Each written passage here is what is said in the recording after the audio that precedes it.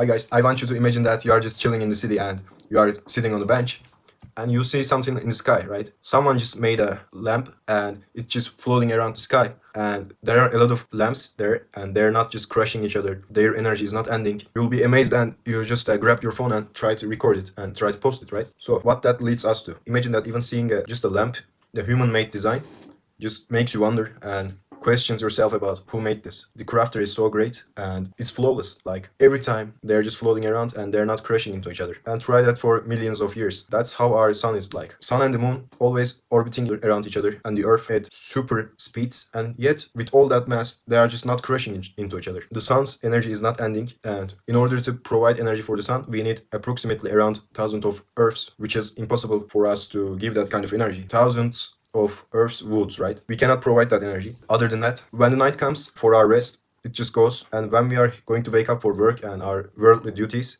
it just comes back for us, right? There's a design, and Allah subhanahu wa ta'ala wants us to think about this. Like, this universe is serving to humans, so we have to serve to the creator that made this universe for us, right? So here are some verses about sun and the moon and marvelous design in the universe that you can just look up in the Quran. And but deeply imagine it, like that kind of mass, compare it with Earth, yet they are not crashing into each other with that speed. It has to be designed.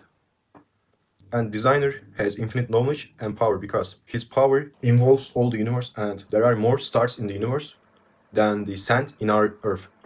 I just learned this from a video. That leads us to the idea of our creator has to have infinite knowledge and power because the universe is expanding. It has no limit. And as I mentioned before in the Quran, Allah subhanahu wa ta'ala mentions that he is expanding the universe, which was unknown. It was known at 20th century, which is 13 centuries later. That alone is a proof. But just imagine that though. If it was coincidence, one day maybe sun will not have come out, right? Now I'm just gonna leave to another galaxy. See you, chump. He might have said that if it was a coincidence, but they are in a perfect order. So I want you to think about this deeply and look for another designs in the universe, right?